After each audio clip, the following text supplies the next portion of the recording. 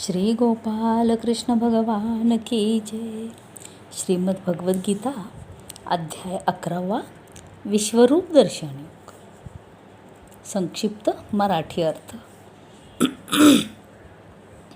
अर्जुन म्हणाला, माझ्यावर कृपा करण्यासाठी आपण जो अत्यंत गुप्त अध्यात्मविषयक उपदेश मला केला त्याने माझे हे अज्ञान नाहीसे झाले. कारण हे कमलदल नयना, मी आपल्याकडून प्राण्यांची उत्पत्ती आणि प्रलय विस्तारपूर्वक ऐकले आहेत. तसेच आपला अविनाशी प्रभावही ऐकला आहे. हे परमेश्वरा, आपण आपल्याविषयी जसे सांगत आहात ते बरोबर तसेच आहे. हे पुरुषोत्तमा, आपले ज्ञान, ऐश्वर्य, शक्ती, बल, वीर्य आणि तेजयुक्त ईश्वरी स्वरूप मला प्रत्यक्ष पाहण्याची इच्छा आहे. हे प्रभो, जर मला आपले ते रूप पाहता येईल असे आपल्याला वाटत असेल तर हे योगेश्वरा, त्या अविनाशी स्वरूपाचे मला दर्शन घडवा.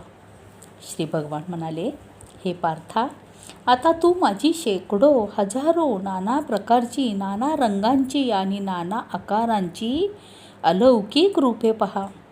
हे भरतवंशी अर्जुना, माझ्यामध्ये आदितीच्या 12 पुत्रांना, 8 वसूंना, 11 रुद्रांना, 2 अश्विनी कुमारांना आणि 49 मरुद्गणांना पहा. तसेच आणखी ही पुष्कळशी यापूर्वी न पाहिलेली आश्चर्यकारक रूपे पहा. हे अर्जुना, आता या माझ्या शरीरात एकत्रित असलेले चराचरासह संपूर्ण जग पहा. तसेच इतरही जे काही तुला पाहण्याची इच्छा असेल ते पहा. परंतु मला तू या तुझ्या चर्मचक्षूंनी खात्रीने पाहू शकणार नाहीस, म्हणून मी तुला दिव्य दृष्टी देतो. तिच्या सहाय्याने तू माझी ईश्वरी योगशक्ती पहा. संजय म्हणाला, हे महाराज, महायोगेश्वर आणि सर्व पापांचा नाश करणाऱ्या भगवंतांनी असे सांगून मग अर्जुनाला परम ऐश्वर्ययुक्त दिव्य स्वरूप दाखवले. अनेक तोंडे व डोळे असलेल्या, अनेक आश्चर्यकारक दर्शने असलेल्या, पुष्कळशा दिव्य अलंकारांनी विभूषित आणि पुष्कळशी दिव्य शस्त्रे हातात घेतलेल्या, दिव्य माळा आणि वस्त्रे धारण केलेल्या, तसेच दिव्य गंधांनी विभूषित, सर्व प्रकारच्या आश्चर्यांनी युक्त अनंत स्वरूप, सर्व बाजूंनी तोंडे असलेल्या विराट स्वरूप परमदेव परमेश्वराला अर्जुनाने पाहिले. आकाशात 1000 सूर्य एकदम उगवले असता जो प्रकाश पडेल तोही त्या विश्वरूप परमात्म्याच्या प्रकाशा इतका कदाचितच होईल, म्हणजेच होणार नाही.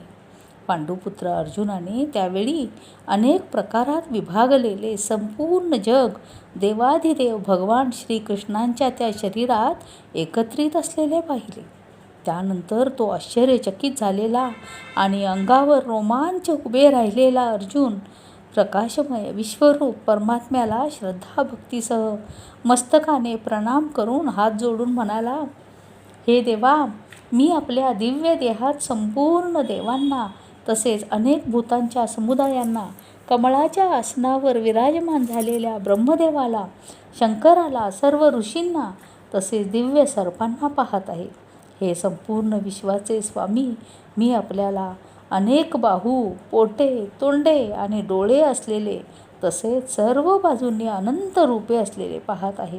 हे विश्वरूपा, मला आपला ना अंत दिसत आहे, ना मध्य, ना आरंभ. मी आपल्याला मुकुट घातलेले, गदा व चक्र धारण केलेले, सर्व बाजूंनी प्रकाशमान तेजाचा समूह असे प्रज्वलित अग्नी व सूर्य यांच्याप्रमाणे तेजाने युक्त पाहण्यास अतिशय कठीण व सर्व दृष्टींनी अमर्याद असे पाहत आहे. आपणच जाणण्याजोगे परब्रह्म परमात्मा आहात. आपणच या जगाचे परम आधार आहात. आपणच अनादी धर्माचे रक्षक आहात आणि आपणच अविनाशी सनातन पुरुष आहात असे मला वाटते. आपण आदी, मध्य आणि अंत नसलेले, अनंत सामर्थ्याने युक्त, अनंत बाहू असलेले, चंद्र व सूर्य हे ज्यांचे नेत्र आहेत, पेटलेल्या अग्नीसारखे ज्यांचे मुख आहे आणि आपल्या तेजाने या जगाला तापविणारे असे आहात असे मला दिसते. श्री गोपाल कृष्ण भगवान की जय.